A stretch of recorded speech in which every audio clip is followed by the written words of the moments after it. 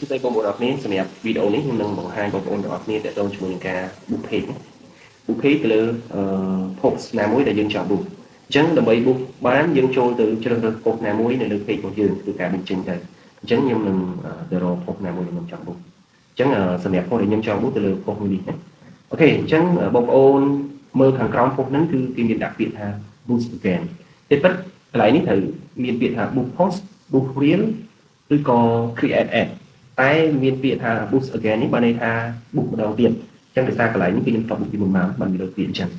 ប្រហែលពាក្យដែលខ្ញុំនិយាយខាងដើមនោះគឺន័យតែមួយទេអញ្ចឹងបងប្អូនចូលមកក្នុង page បងប្អូនមើលតែកន្លែងខាងស្ដាំដៃក្នុងក្រុមប៉ុស្តិ៍ហ្នឹងទៅគឺកន្លែងហ្នឹងគឺជាប៊ូតុងដែលយើងចុច book បានហើយអូខេអញ្ចឹងយើងធ្វើការចុចលើហ្នឹងមក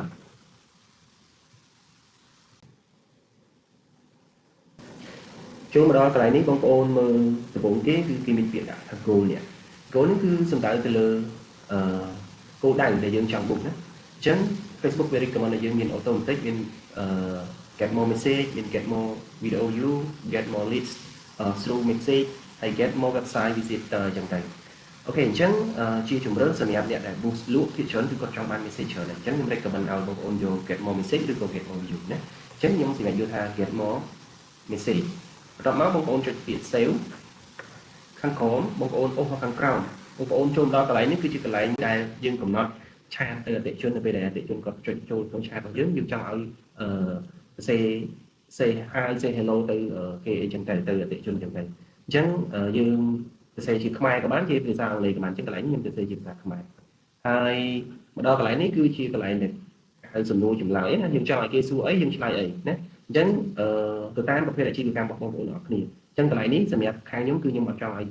គេសួរទេអញ្ចឹងខ្ញុំចុចពាក្យថា remove ណា remove ខ្ញុំចុច remove វាចេញហើយបន្តមកទៀតខ្ញុំយកពាក្យថា save យើងអូសចុះមកក្រោមបន្តិចទៀតមក